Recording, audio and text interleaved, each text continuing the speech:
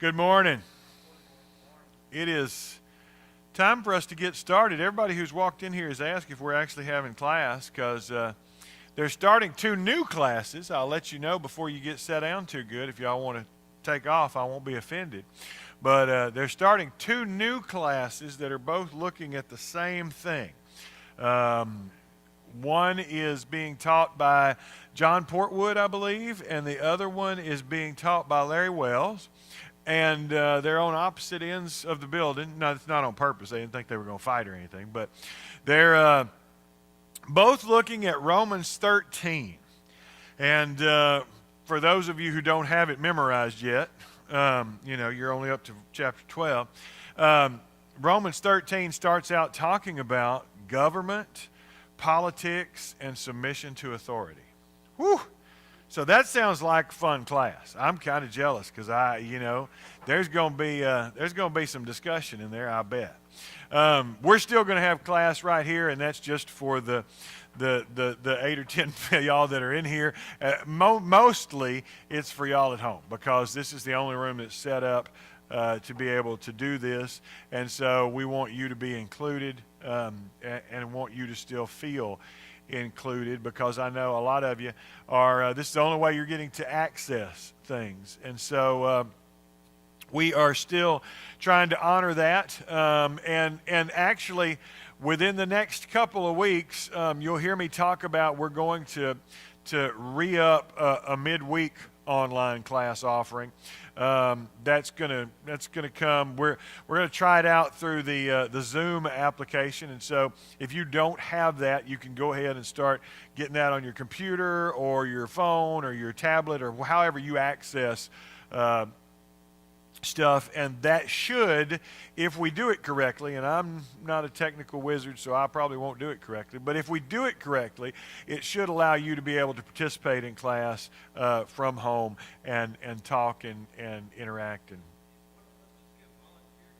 not a bit. If you want to, I'm not going to wrestle you for it, but anyway, we're going to get started this morning. I wanted to throw all those things out there. We're in Genesis chapter 39, and as you can remember, there's been a long journey here in the life of Abraham and Isaac and Jacob, and then we started talking about Israel, Jacob's favorite son, Joseph, and Joseph was, of course, the favorite. He was elevated above his brothers in a lot of ways. He was given this coat that we talked about was some kind of symbol of authority. And then he told his brothers about dreams that he had where they were going to bow down to him. And as you can imagine, that did not go over well. And so they threw him in a pit, and then when the traveling group of Midianites were coming through, they sold him to them, and that was a way to get him out of town without him being without killing him. And some of them wanted to kill him, and so they got rid of him. We dropped out of the narrative last week, and it talked about Judah and some of those things with Judah and Tamar and that whole story. And that kind of doesn't make sense, but it's going to make sense a little bit later. But now we're back into Joseph. And it's like those movies, if you watch the movie and there's 2 or 3 storylines going on at once, and they'll focus on this one character and focus on this other character, and sooner or later by the end it all comes together and makes sense. That's what's going to happen here. So Joseph, we pick up in Genesis 39, verse 1. Now Joseph had been taken down to Egypt. Potiphar, an Egyptian who was one of Pharaoh's officials, the captain of the guard, bought him from the Ishmaelites who had taken him there. Let's stop. Because, so Joseph is sold into slavery, and Joseph is taken down to Egypt, where he is sold again, and he is sold to this guy who is the captain of the guard, and I don't even know that he knew what he was buying. He was just buying this young man. But you got to imagine for a minute. I mean, we've all heard this story our whole lives, right? Those of us who grew up in church. Some of you didn't grow up in church, you haven't. But we've heard this story our whole lives. And so we're already, our minds jumping to what's going to come next. We've heard all the sermons. But let's take that and put it aside for a little bit and think about where Joseph is right now. Because Joseph has been rejected by his family, his brothers. He has been not just rejected, but sold out, gotten rid of, kicked to the curb, whatever you can think of. I mean, his very life was threatened, and I'm sure he overheard some of that at least. And now he is in a foreign country. He doesn't know, and he's being sold into slavery. He's being put to work in a place that he knows nothing about. He doesn't know what's happening or what's going on, or he's just here. And now he's going to work for this Potiphar guy. And you got to think of, as we imagine what Joseph has gone through. You know, can you imagine? Some of you can because you've experienced it. What does it feel like having your family turn on you? What does it feel like feeling like you don't have a family? If you don't have a parents, if you don't have, you know, if you don't have anything, it would be very easy to slip into the whole depression thing, right? I mean, that's what happens to a lot of people right now. Sir? Jason says that's why you got to have a church family, and that's exactly right. At this point, Joseph is totally cut off. He has no family. He has no church family. He has nothing. He's in a foreign land, in a foreign place, in a position that he's never been in before. He's never been a slave. He doesn't know. You know, he went from the most favored son to now a slave that's not even part of the household, and I think it's remarkable because of, because God's hands on him, and we're going to see that later. But what's more remarkable is Joseph's resolve, how he responds. Because he doesn't, he doesn't become a mopey, depressed, woe is me kind of guy. And that would be what you would expect. I mean, And there are a lot of commentators and preachers and theologians, whatever you want to call them, who point out that Joseph is here what's called a type of and what a type means is it's like a picture or a precursor, a foreshadowing of what's to come. And Joseph here is a type, a precursor, a picture of Christ. In that, he is the suffering servant, okay? And that's where they go with that. Joseph goes into this position in Potiphar's house, and instead of being the mopey, depressed, woe is me, nobody likes me, everybody hates me guy, he just rocks this position. He becomes the best of the best.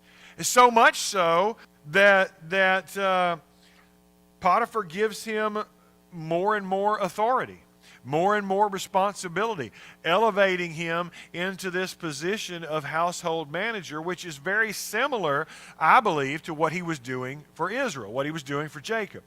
And so he's got experience in this. He knows how to do this, and he's placed in this position, and he's elevated. Potiphar promotes him to run everything, and the more responsibility he gives him, the more authority he gives him, the more things thrive, the more success they have. And so he gives him more, and that's successful, and he gives him more, and that's successful. Look at verse 2 and 3. The Lord was with Joseph so that he prospered, and he lived in the house of his Egyptian master. When his master saw that the Lord was with him and that the Lord gave him success in everything he did. Oh man, I cut that off.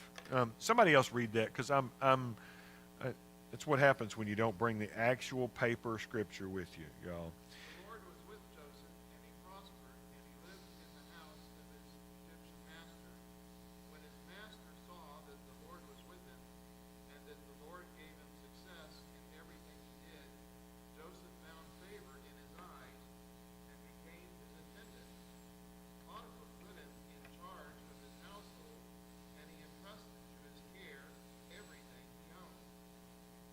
Yeah, all the way through 6. From the time he put him in charge of his household and of all that he owned,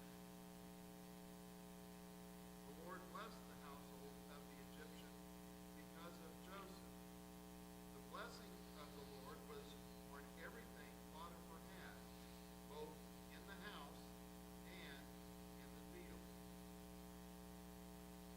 So he left in Joseph's care everything he had, with Joseph in charge.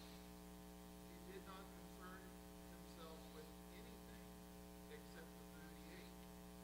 Let's Now, stop. Joseph was well built and handsome. Yeah, we'll stop right there. Thank you, Terry. So Joseph becomes successful.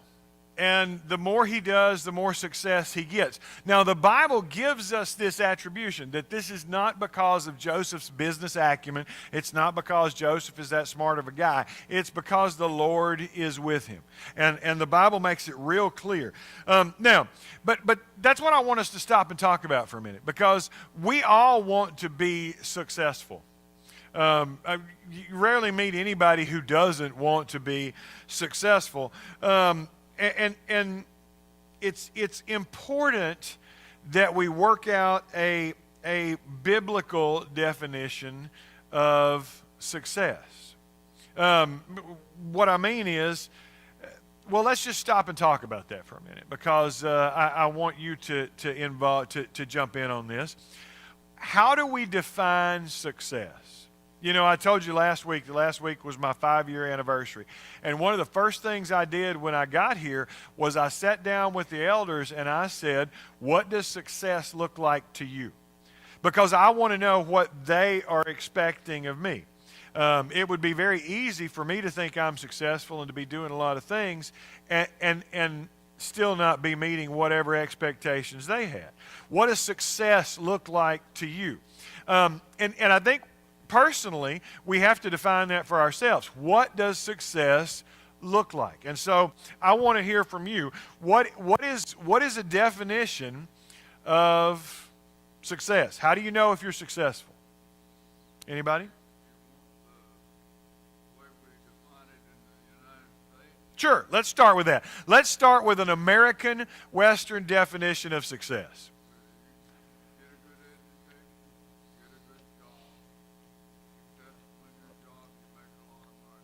There you go.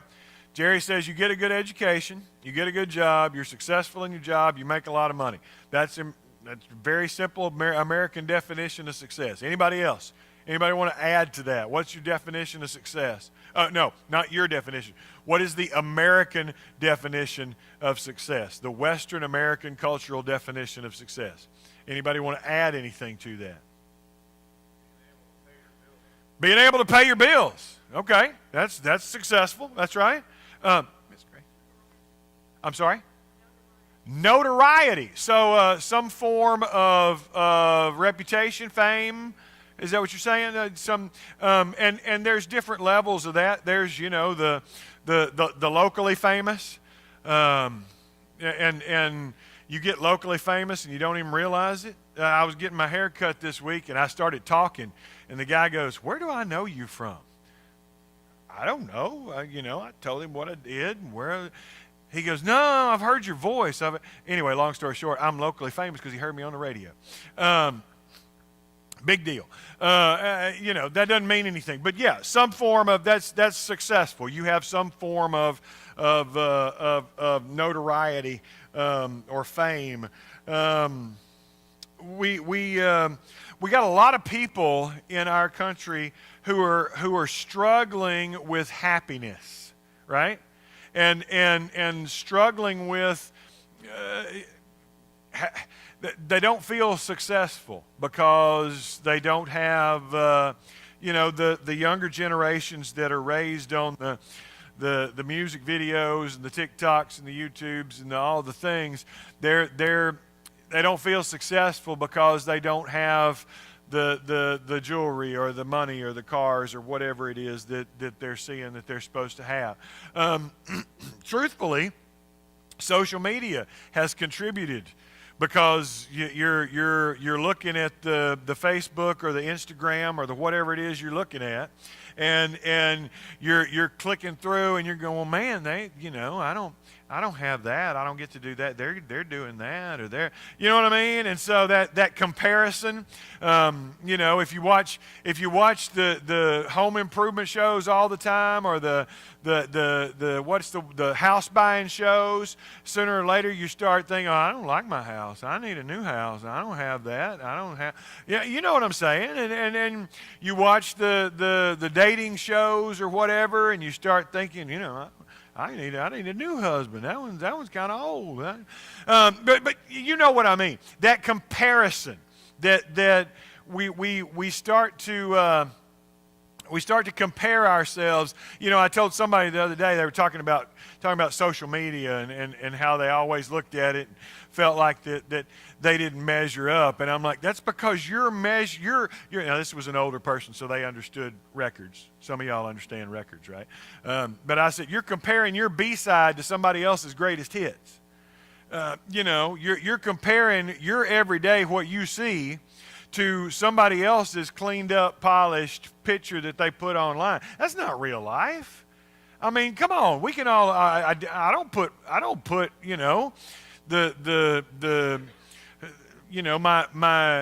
My door sticks at my house, and I'm not smart enough to figure out how to fix it, but I'm too cheap to pay somebody that does know how to fix it to come fix it. And so every time you go into my house, you got to kind of put your shoulder into it. I don't put that on Facebook. Oh, I guess I did now, but you know what I'm saying? That we don't broadcast that out there. We broadcast the pretty stuff and the fancy stuff. And what we find is that when that's our definition of success, that leads to that place of always feeling inferior, always feeling. I mean, we see it in churches. I will tell y'all this. You don't know this, but anytime preachers get together, whether it's at a lectureship or a conference or just a little ministerial alliance meeting, you know what they say? It invariably happens. How many of y'all running over there these days? And it's not like we're trying to be, but it does. And that's a marker of success, and it's really not. You'll see all the Christians that trot out the latest celebrity, right? The latest celebrity that has publicly proclaimed to be a Christian. We trot that out because look, I'm associated. I got the same faith as Tim Tebow, or I don't know. That's just the first one that popped into my mind. But whoever, we trot the latest one out, and because that's our, we're looking at success. And is that really a biblical definition of success? Genesis 39 is rags to riches to rags. I mean, he goes the whole roller coaster right here in one chapter, right? And at the beginning of the chapter, he is at the bottom. Joseph is a slave sold in a foreign culture, and he rises to this role of prominence in Potiphar's house. Why? Because God is with him. And so that success doesn't come by Joseph's own hands. It comes because God is with him, and God blesses everything that we get. He gets to be, life is about as good for him as it can get as a slave. You're not going to get any more prominent. And then we know the story, right? The end of verse 6 started it out. Joseph was well built and handsome. And after a while, his master's wife took notice of Joseph. And so Joseph is in the house. Joseph is running everything. And Joseph's a good-looking guy. And so you have this temptation that's going to pop up. Let's look at, there's a couple of things that I want us to see before we dig into that. But there are parallels between Joseph's rise in Potiphar's house and Joseph's time in jail. And if you look, jump with me. Verse 2, the Lord was with Joseph. Verse 21, the Lord was with Joseph. Verse 4, Joseph found favor. Verse 21, he was given favor in the sight of the chief jailer. Verse 4, made him an overseer of his house, and all that he owned he put in his charge. Verse 22, the chief jailer committed to Joseph's charge all the prisoners, so that whatever was done there, he was responsible for it. Verse 6, he did not concern himself with anything except the food which he ate. Verse 23, the chief jailer did not supervise anything under Joseph's charge. Verse 3, he saw that the Lord was with him and how the Lord caused all that he did to prosper. Verse 23, the chief jailer put Joseph in charge because he saw that the Lord was with him, and whatever he did, the Lord made to prosper. Joseph has success in both settings because of what? Why is Joseph successful in both of those settings? Because the Lord's with him. His faith in God. It's because even, he's at the bottom at the beginning of this chapter, right? He is a slave who has been rejected by his family, rejected by his culture. He is in a foreign land. He has nothing that in any way makes him think that this is God's plan. We've seen the whole story. And so we look at it from up here and go, oh yeah, he had faith.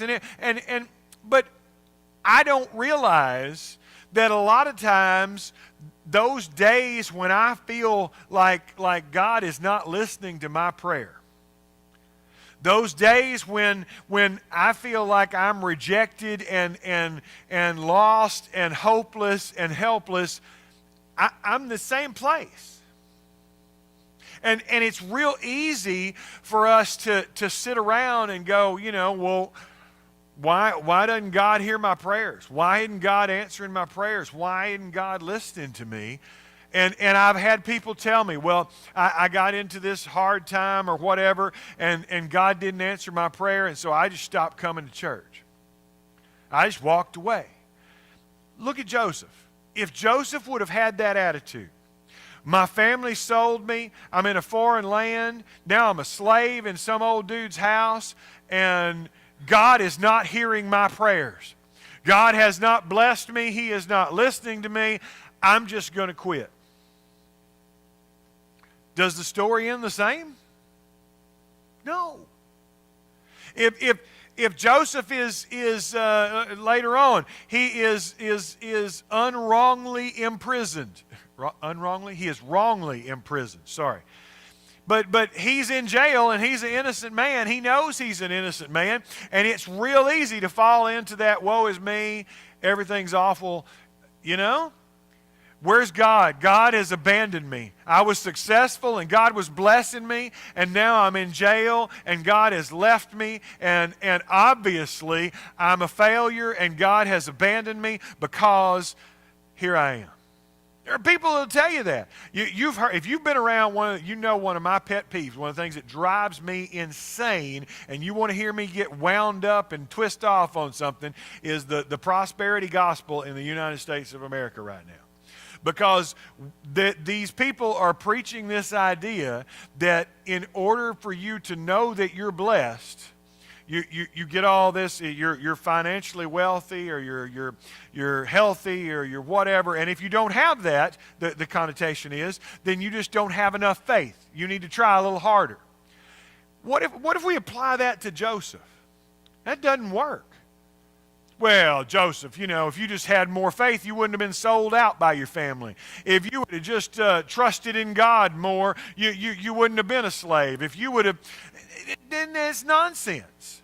It's not scriptural. There's nothing in the Bible that supports that. Oh, they twist some scriptures around and make it say what they want it to say, but there's nothing in the Bible that supports that, period.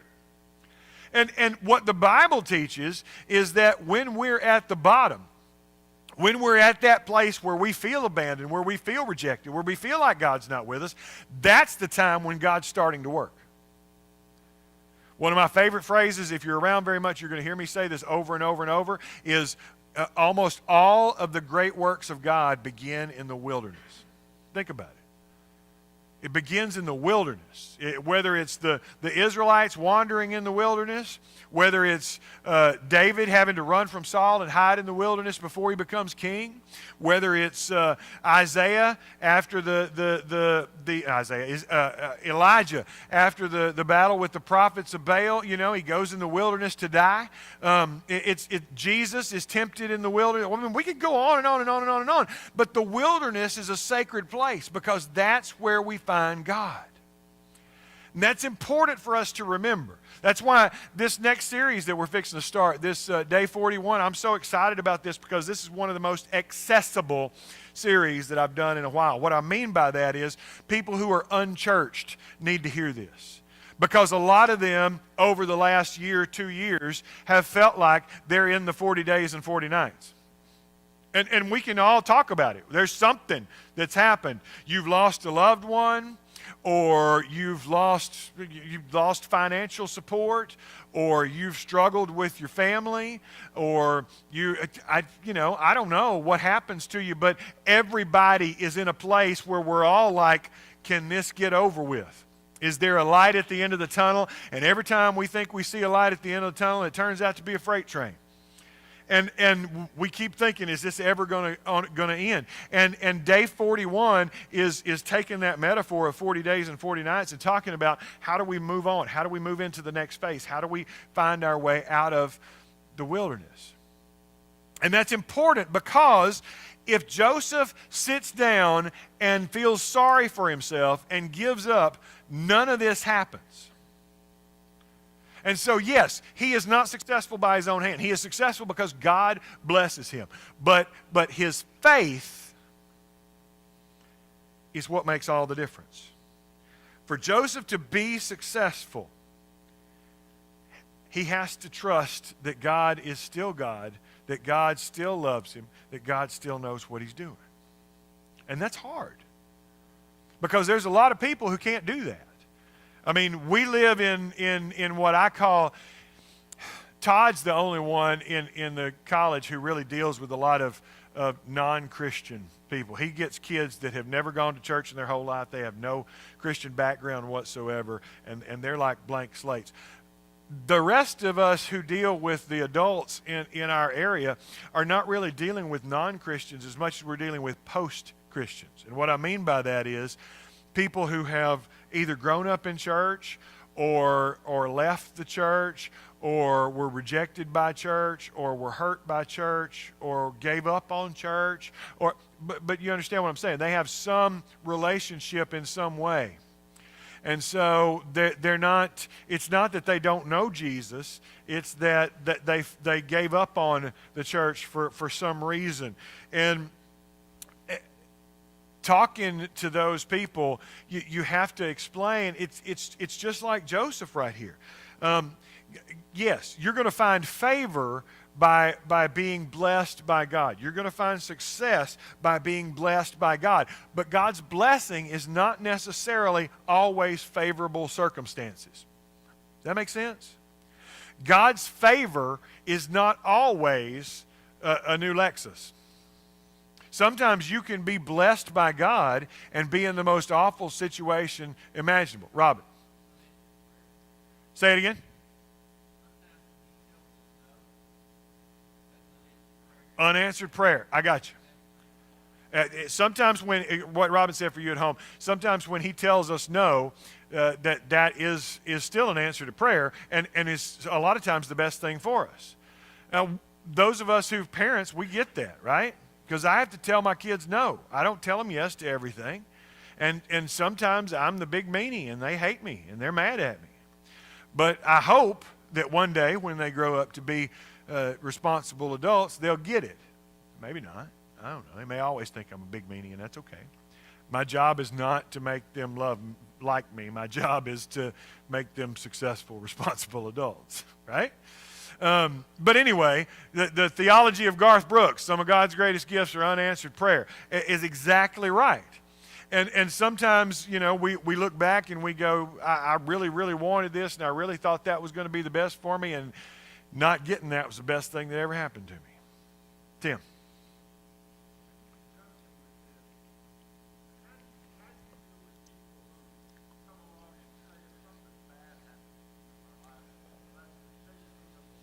Okay. I'm going to repeat that for the folks at home, and then we're going to discuss that a little bit. Because Tim says, in conjunction with this, how do you respond to someone who says that when something bad happens, that is the chastening of the Lord, that somehow you're being disciplined or cursed or whatever to bring about repentance or to bring about whatever. Is that a fair restatement? So anybody want to jump in on that? I'm going to open the floor up because that's a great question. How do you respond? And there's different variances of that, different variations. You know, the one that pops into my mind is Job's friends. You know. Obviously, you've done something to make God mad. You just need to go ahead and curse God and die. Terry, you had your hand up. Well, you brought up Job, which was on my mind. Oh, sorry. Obviously, Job's situation was not that. Obviously, Joseph's situation is not that. Right.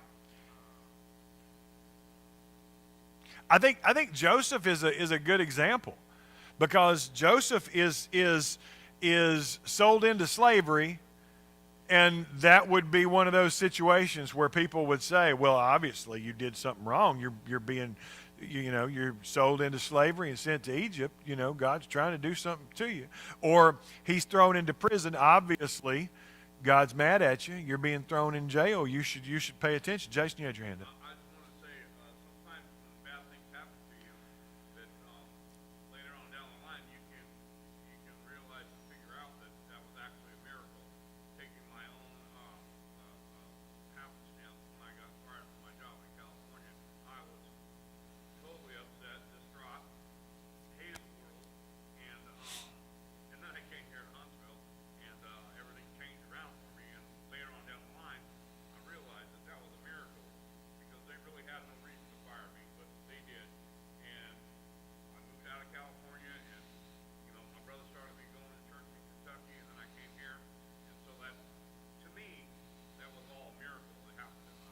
Exactly, and I can't repeat that for all of you at home. I'm sorry, but I'm going to summarize.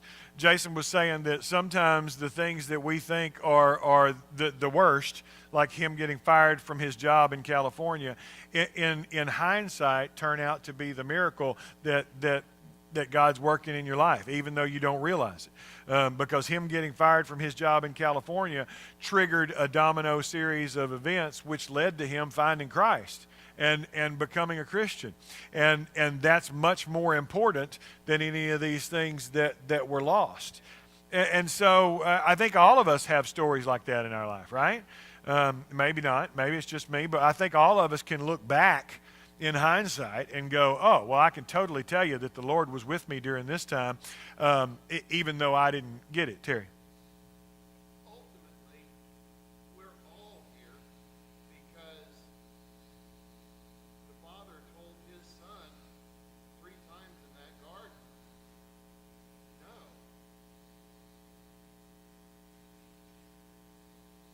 Absolutely. Terry said we're all here because God the Father told his Son in the garden no 3 times when he said, take this cup from me. Don't let me do this. If there's any other way, I want to get out of this. And his answer was no. And we all get, oh, well, God just doesn't hear my prayers. Well, you're in good company, because there's a lot of folks who've been told no. And as Terry illustrates here, Jesus is among that. He was told no as well. And so sometimes no is part of the plan of God. So, I mean, was Joseph any more favored when he was wearing the coat of many colors than when he was in the slave trade in Egypt? No. Was he any more favored when he was at the top of Potiphar's household with everything under his care than when he was in jail?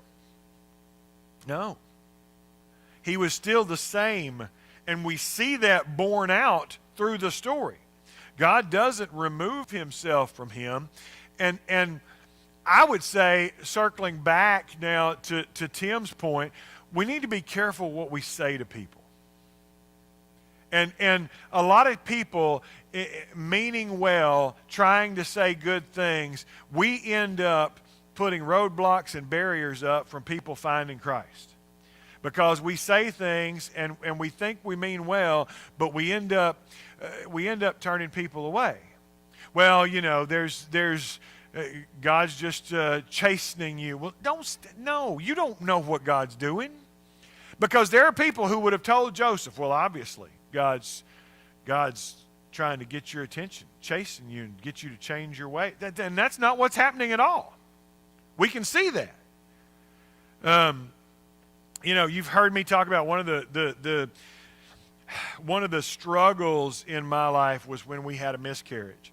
And I had people who I love in my family who said really stupid things to me. I'm just going to be blunt, but maybe God just needed another angel. Now that sounds good to their ears, but what I heard is that your God is so selfish and so self-centered that the thousands of hosts that are praising him was not enough for him. He had to take my baby.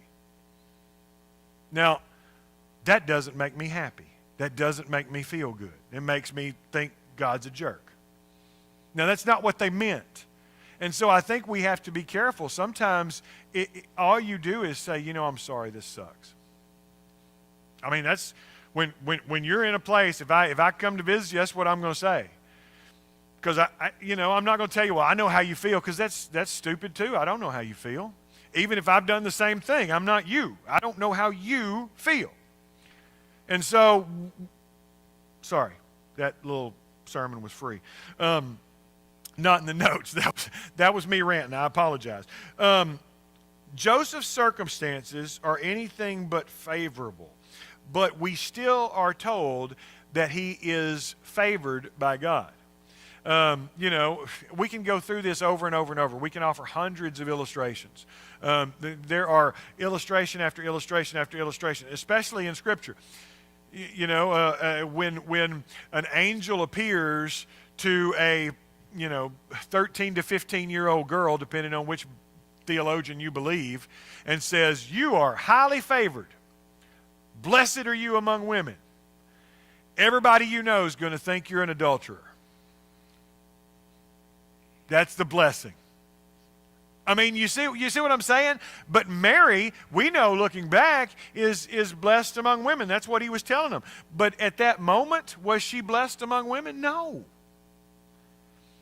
So, we're going to stay out of that because we could go there. Now, but here's what I do want us to see.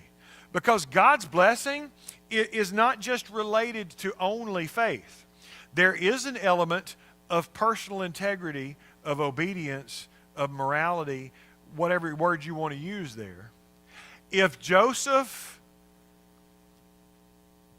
shirks or abandons or rejects his faith, if Joseph curses God because he is in because he's a slave in Egypt, if Joseph accepts Potiphar's wife's advances, is he still going to be favored? I don't know. I think we have examples of people doing stupid things and God still favoring them. I mean, we've walked through this whole thing and seen Abraham, Isaac, Jacob, that keeps coming. But I think there is an element of personal integrity, and that's the word I'm going to use. You can use whatever word you want there. Obedience, morality, purity, whatever word you want to use. But there is an element of personal integrity that goes into this because my faith has to be real. Just saying I believe in God is not enough. I think that's James, right? But believing in God is great, but even the demons believe. So that's not really a big deal. Doing something with that belief, doing something with that faith. And I think the third thing, we're running out of time, so I'm trying to speed up here because I've been rambling. But God's blessing is ultimately not there for me. God's blessing is to be used as an example to others. Now, the Bible doesn't tell us this, but I have to believe that these people, Potiphar, the jailer, whoever, these are not God-fearing people, okay? They're Egyptians. And so somehow they got the idea that Joseph is favored by God. Where do you think they got that idea from? I think because Joseph gave glory to God for what was happening in his life. Now, it doesn't say that, and so this is extra biblical. This is Jeff's opinion. But where does, these guys worship the river and the sun and all that stuff. So where did they get this idea? Well, they had to get it from somewhere. I think Joseph glorified God for his success. And I think if we want to be favored by God, we have to do that. You will, some of y'all have heard, I'll try to deflect. I hate compliments. And not because I don't want to get a big head, but I don't want to be glorified. I want God to be glorified because that's how I'm going to continue to be successful. If it's all, look at Jeff, yeah, I'll be successful for a minute. And you will in this world, but you see how long that lasts. It's what I call you've heard me talk about the entourage theory.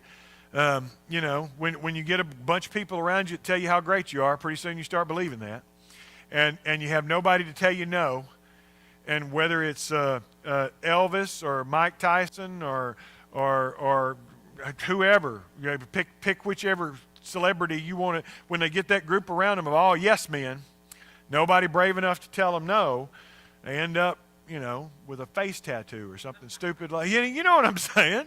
And because nobody goes, that's a dumb idea. But I think we have to use any success we have to glorify God. And I think that applies to whatever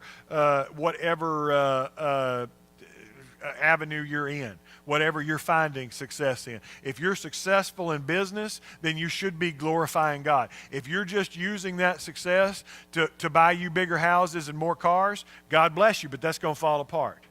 I'm sorry, it is. Because ultimately, that is supposed to... Now, one of the things that you'll hear me say, God doesn't hate you having money, okay? That's not biblical either. He just says it's a lot harder. It's harder for a rich man to enter the kingdom of heaven because there's a lot more temptations. There's a lot more things to love. Now, if we're really honest, I know a lot of us don't feel that way, but if you compare us to a lot of the people Jesus was talking to, everybody in this room is rich. He's talking to all of us. Because compared to a lot of those folks, so my point is, my blessing, my favor, my success needs to be used to glorify God, period. Whether that's financial, whether that's fame like we talked about, whether that's whatever, it needs to be used to glorify God. If we're not glorifying God, then I'm afraid that we're in danger of that becoming all about self-worship and losing that favor and that success. Ultimately, that's what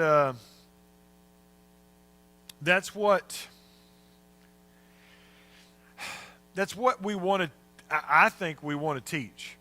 Whether it's in youth ministry, whether it's in children's ministry, whether it's to our own kids, whatever, we've got to be combating this worldly view of success. That you are not successful simply by having more stuff.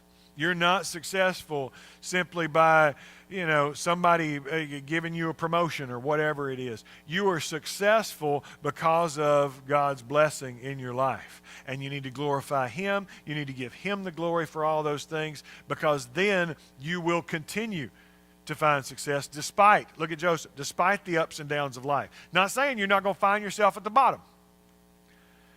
But when our view of success and our view of favor and our view of long-term success is an eternal view rather than a moment-by-moment view, then all of a sudden all these things don't matter, because we're really not worried about the ups and downs, because we're headed somewhere different.